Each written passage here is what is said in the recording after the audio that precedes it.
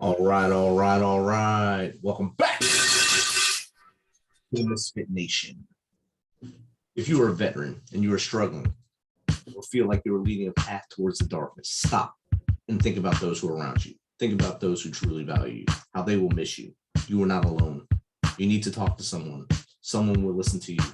If you feel like you'll be a burden to someone or embarrassed that the thoughts in your head might make others feel awkward, call the anonymous hotline at 1-800-273-8255 and press option 1. Don't make a permanent solution to a temporary problem. If you're a new listener, thank you for joining us. Please subscribe to our show on your favorite podcast apps, to include the Military Broadcast Radio app, and check out our family of shows there, all hosted by veterans. Don't forget to subscribe to our YouTube channel at _MisFitNation. That's _MisFitNation. And subscribe and click the bell. This will keep you up to date with all our latest news, episodes, and of course, the stories of our guests. Speaking of which, our next guest is a published author and 4-time entrepreneur that's been featured on ABC, WGN, CNN, Money, CBS, Forbes, Fox Business, Hoovers, Reuters, INC 500, New York Times, New Jersey Star Ledger, the Sydney Morning Herald, the Denver Post, Houston Chronicle, and many more. She is the CEO and founder of Decaf Digital, a social media marketing agency that turned 6 this year in 22. They work with clients primarily in mid-market, but also have household name, billion-dollar clients and well-funded startups. She built this legacy out of her experience as Chief Digital Marketing Officer, Chief Marketing Officer, VP, Digital and Social Media for PE-backed private and Fortune 100 companies. She brings over 20 years of experience in marketing and over 10 specific to digital and social media marketing. So without further ado, let's welcome Adriana Cowdin to the MisFitNation. Welcome, Adriana. Thank you so much. I appreciate that. Awesome. It's great to finally get this thing connected. I know it took us a while to get hiccups out of the way and get this going. Yeah, I have such a crazy schedule, so I apologize for that. And I just appreciate your flexibility and understanding. No, we have to be flexible in this day and age when everyone is going 100 miles an hour in 100 different directions. Yeah. So Adriana, if you don't mind, tell us a bit about your backstory from as far back as you want to go, through your struggles to how you got to where you are now. Yeah. So I'll start with I started my career in human resources in training and development and recruiting, and was at a major telecom company. And the senior vice president of marketing came to my vice president, was like, she needs to come work for me. And I was like, I don't want to be a marketeer. No, I don't think so. I'm not marketing.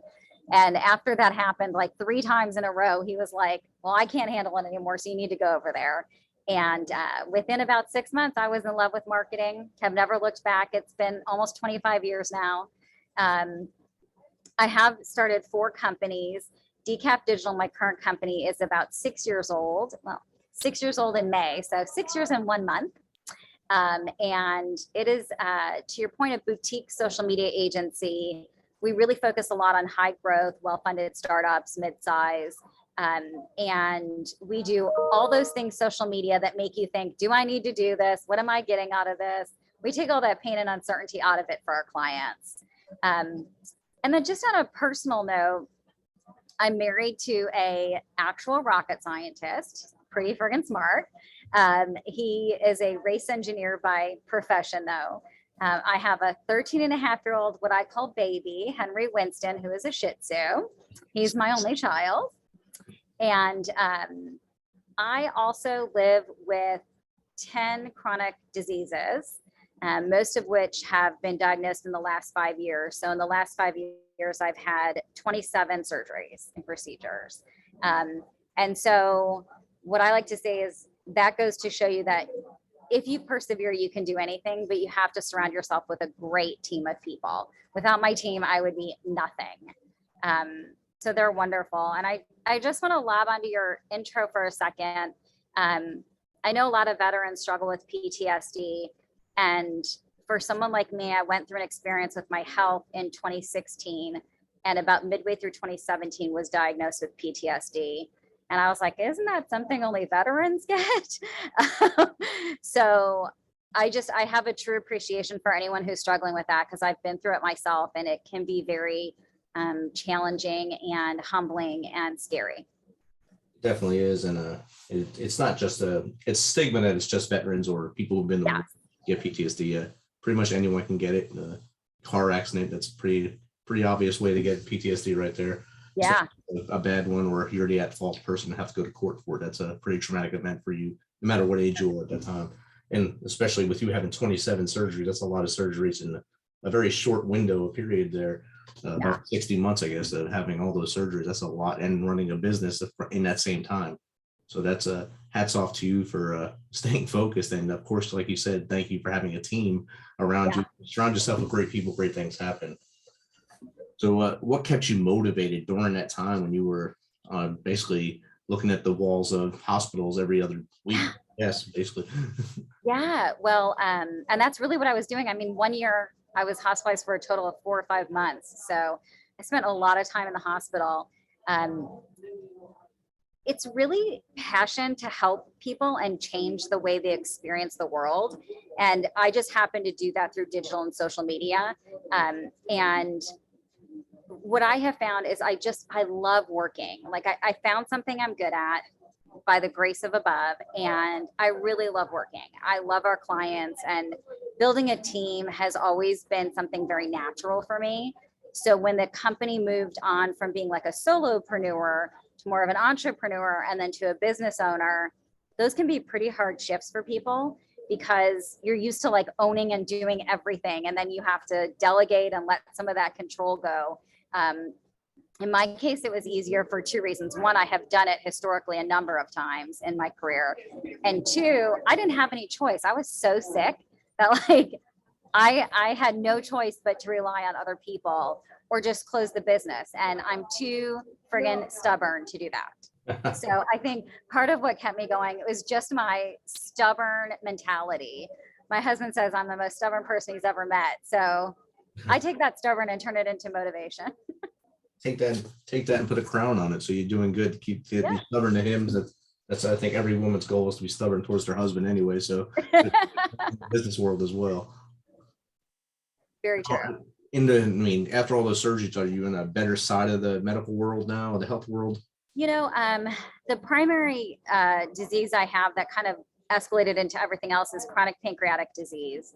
And I had 2 radical surgeries for that. One is called a Whipple, and they remove over half your pancreas, over half your stomach, your small intestine, your bile duct, your gallbladder. And that, believe it or not, did not take. So I was still very sick after that.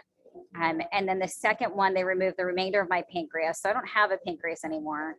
And then they harvest islet cells, which create insulin in your body, and they transplant them into your liver. And so that's kind of the most radical treatment you can get for pancreatic disease. I've had all of that. And then I kind of joke that at this point, they just put you out to pasture. Like, we've done everything we can do. If it doesn't work, we don't know what else to do with you.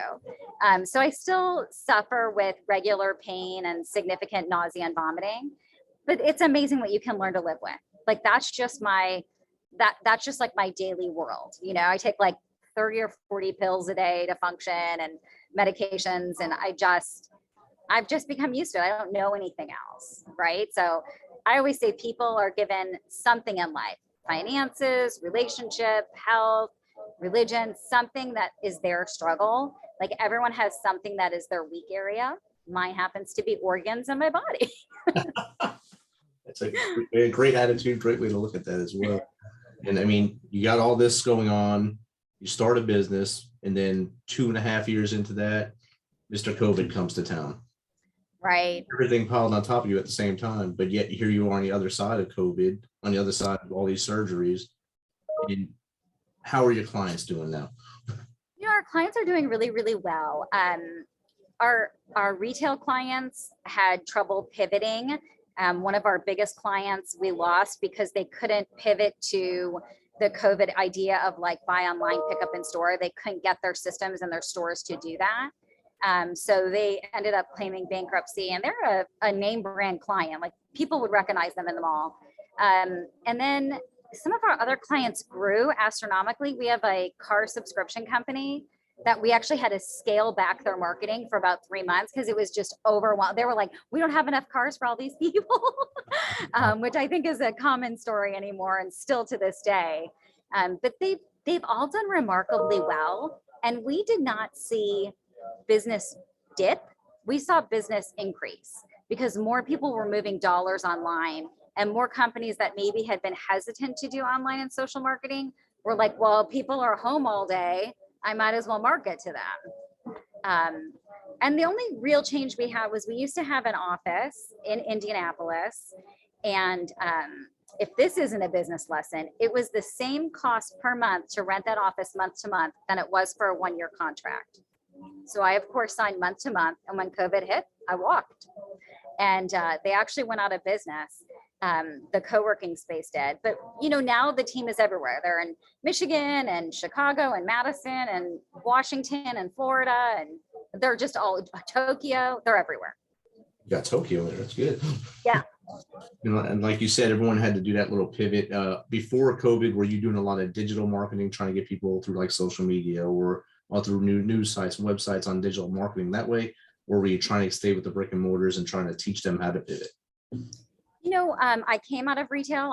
I worked as a vice president of digital and social for a $40 billion retailer. So retail was something and is still something I know very well. It's near and dear to my heart. I'm one of the idiots that gets a buzz out of working on Black Friday, online, seeing all the online audience and traffic and competition. It's a sickness. But in April, I'm like, is it almost time for holiday decorations? So, but we are really industry agnostic. I mean, we also have a Tex-Mex restaurant chain. We have all kinds of different businesses.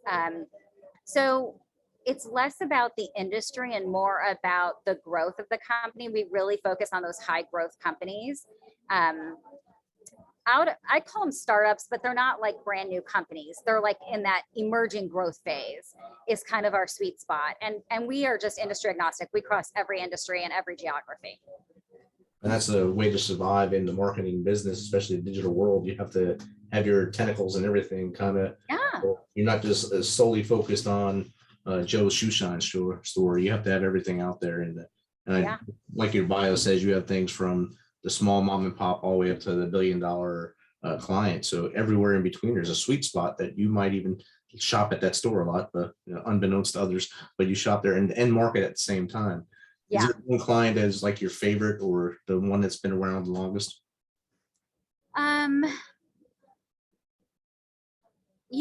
I will tell you, everyone in the team has favorite clients. My favorite is a newer client. They've only been with us, I think, 3 or 4 months now, but they're a housewares company and I love decorating. I love interior design. So I was like, oh, I'm going to buy a rug. I'm going to find some new poofs. And so I really got a kick out of their product line, and everyone on the team, the majority of the team is women. That's just how it happened. And everyone was very, very excited for this client to come on board, primarily actually because they have beautiful creative, and how good your creative is determines how well your ads do, as well as the ad copy. But if you have junky creative, it just doesn't work on social.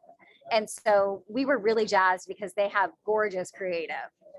That's outstanding. And the person that's in Tokyo, do they handle just a client there, or they also reach out all over? They handle a client there. We have a $2 trillion client headquartered in Tokyo that is in 50 countries and has 200,000 employees. And so we run social media community management for them. So we have someone in the US, someone in Tokyo, and then we have a full team that does creative direction and copy and planning and calendaring. But the person in Tokyo is really there to be an on-site person for that client. Okay. You get to have a nice location too, so that's pretty awesome. Right, yeah. I keep trying to get a team event over there. But then I remember I have to fund the bills. Yeah, they have to pay for it. You have to pay for that. I have to pay for everyone. Or get the client to pay for it to celebrate you. I was actually on a call today. I just drove up to Detroit this afternoon, and I was actually pitching that. I was like, I think they need to bring a small contingent of us over to Tokyo. I think it'll solidify the relationship. Just to check it out, make sure everything's solid. It's good. Right, yeah. shake hands, drink some Japanese whiskey. It's whatever. Get some Wagyu beef while I'm there. Sure. Whatever you have to do to sacrifice at that point. I mean, it comes down to how much I am willing to sacrifice. If I have to, I have to. And you have sacrificed a lot in the last 5-6 years with all your surgeries and such. And during that period, did you cut back your work at all, or did you just keep pushing the pedal down and go? I tend to be like a Ferrari. I'm high speed and high maintenance. So I'm like, this body is just such a piece of junk. It's very high maintenance, but it goes 100 miles an hour, so I'll keep it. But I had to cut back at some point, mostly in 2017. I really had to cut back then. I was hospitalized for failure to thrive. My organs were literally shutting down because I couldn't eat. So when you're in that kind of a state and you're fully disabled, I was in a wheelchair full time. It's very hard to do anything other than just breathe and exist. And so I did scale back in 2017. And then as I started coming out of it in 2018, I just ramped right back up. Just hit the pedal again and went. And it's funny because my therapist is always like, you will never learn, being a workaholic is not good for your health. You can say what is good for my health. So. Right, yeah. Obviously something else isn't working too. So let's go. Yeah, something else is broken too. So yeah, it's not just work. No. And we've talked about the digital age and all that, and social media is the hotness now for everyone to try to grab you. If you search something on your phone, it's going to wind up on your social media. If I look at something outside, somehow it comes on my social media. I looked at a generator walking down the street in someone's house, and all of a sudden it was on all my ads. I was like, all right, I guess I got to buy this thing because it's here telling me to buy it. So how do we work? What's the hottest thing in social media right now? The hottest thing is probably just overall TikTok and trends. It's interesting. I mean, we do those ads on purpose to make sure you realize that that brand or that product is everywhere. So we love when you're like, oh, I'm seeing this again. I mean, we love that happens. It usually takes 5 or 6 times for someone to see something before they action it. So that's why we like to be everywhere.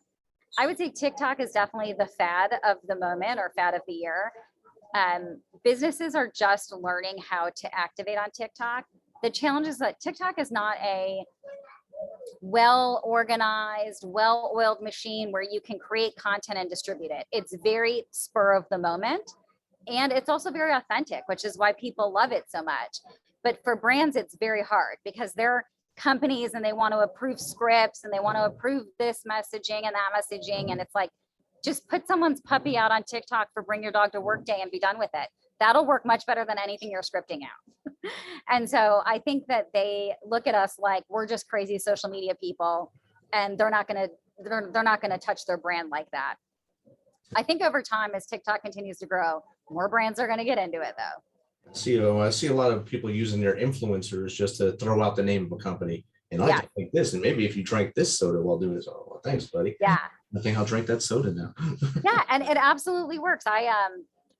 I joke that I have messed with the algorithm so bad, like, because I'm always looking up different things on different clients. So I have housewares and one of our clients is a baby monitor. So Facebook doesn't know if I'm pregnant or if I'm redecorating my house or if I'm buying a car or if I live in Dallas at a Mexican restaurant. I mean, they're so confused by who I am, but it gives me joy because I see the wildest ads.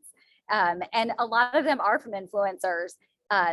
I was just targeted a couple times for Simplicity, which is like a puree, fresh juice, freshly squeezed juice, but you buy it in a bottle. And so I was at Whole Foods. I was like, oh, I know that. So of course I picked a couple up. So it works. It definitely works. And like when you saturate your feed like that, you probably don't get to see a lot of your friends' stuff on Facebook with all those ads populating in there. No, people will tag me, and I always joke, I'm like, I'm not on Facebook after 6 p.m. I do it all day. Facebook and Instagram and Twitter and client meetings, like Zoom, I am done. I want to be off my phone. Right. So besides having all the health issues and working through a pandemic, you're also a woman and a woman founder of a business, a strong business. Yeah. What are some of the things that you had to go through to get that thing off the ground as a woman, knowing that, in in theory, everyone thinks it's a man's world and that men rule this, men rule that, but more women lead corporations than people know of, and more women have their own businesses like you. How did you, I guess, navigate that minefield and make this successful? I think a couple ways. One, it goes back to being stubborn. I never took no for an answer. So I was like, I mean, I get that I'm like 5'2" and this big, but you're going to go with me anyway. Two, I have been very blessed in my career. So I have a good pedigree. And so people know I know what I'm talking about. I didn't just like open an agency with no background. And so they know I've sat in their chair, been in that decision maker's chair, and understood how expensive things are and the return on ad spend you have to calculate and the data. And the other thing is I kind of almost immediately got the minority woman business enterprise certification and really went that route. And so while we haven't seen a lot of business directly tied to that, we certainly have partnerships that drive business our way specifically because we have that certification. So we don't seek out like government contracts, but other agencies that do have them that need to have a certain amount of their suppliers be either woman or minority or veteran or disabled owned, do find that we can fill that bill for them. So I'm not ashamed to take that and run with it. Definitely, you can't say no to everything. So, Right, yeah. Speaking of the female veteran owned businesses, we have a lot of female veteranpreneurs, I call them on here. So they're I call veteran entrepreneurs. So I just make it one word, veteranpreneurs. So it makes it easier for me, not for you, but it's good. What would be some tips you tell them as they getting their growth going? How do they keep their foot down and go forward like you do in your Ferrari? One, do what you love. It's very easy to work when it doesn't feel like work, when it's literally something you're totally loving. Two, surround yourself by an amazing team of people. And that doesn't mean it has to be people who work for your company. It could be your spouse, it could be your parent, it could be your grandparent, it could be your best friend, it could be former colleagues, it could be a mentor or a clergy person. Whoever you have in your arena, make sure they are championing your success as opposed to doubting and questioning you. I cleaned those people out really friggin' quickly. I was like, oh no, you are not in my game. And then besides loving what you do and having that team around you, just know that some days are going to suck. Like not every day is great. Some days are really going to suck. You're going to feel like, what am I doing? Why did I do this? I'm putting my family's finances in jeopardy, or, I can't afford my health care, or I don't have an IT department and I don't know how to fix this laptop. But it is amazing the strength you find from within when you are challenged to do so. Great tips right there. Hopefully listeners, you listen and heed that, and don't quit when the walls come up. Right. For those walls and chase your goals, because they will not chase you. You said earlier your husband is a race engineer and a rocket scientist, and then race engineer. Yeah. What race engineering does it do? Is it? He has been in the IndyCar series since before it was IndyCar. It used to be kart or Champ Car. I don't know. I am not a motor. I mean, like I go to the races, but I don't know hardly anything. And he won the IndyCar championship twice and the Indy 500 in 2013. Wow, outstanding. And you know nothing about it. That's great. Yeah. He's definitely the more interesting of the two. Oh, you're both interesting. I love racing, so that's why when you said race engineer, I wrote it down. I got to find out. His driver is Jimmy Johnson. Oh, look at there. Yeah. I was going to say, if you love racing, you know Jimmy. Yeah, I met Jimmy when I worked the pit row at Talladega long time. Oh, yeah. At the time, yeah. He's so nice. Very good guy. And yeah, he is a good guy. And I'm glad he's still racing and just didn't go out the pasture. Yeah.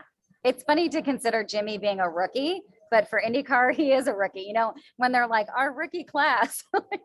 You see him come out, old 7-time champion. Yeah. Hi, I'm with the 18-year-olds. You don't mind me and all these trophies. Don't worry, I can afford the car. It's good. Yeah, that's true. Well, Adriana, I'm glad we were able to finally get this thing going, and I'm glad we didn't get a lot of noise from your server there, so that's good. Yeah. But thanks for your patience and flexibility to get this going, and I'm glad this happened, and thank you for sharing your story with MisFitNation. Thank you so much for having me, and if any of the guests want to reach out, give them my contact information. I'm always happy to lend an ear. That's what I forgot to ask. How did they get in contact with you?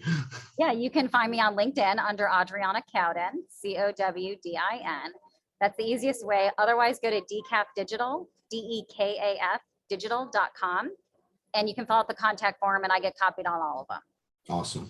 Just mention that you came from MisFitNation so I know who you are. All right, awesome. Make sure you do that. Say MisFitNation, and then I can put an ad on my show here. All right, have a good one, Adriana. Thank you so much. You have a wonderful rest of your evening. You too.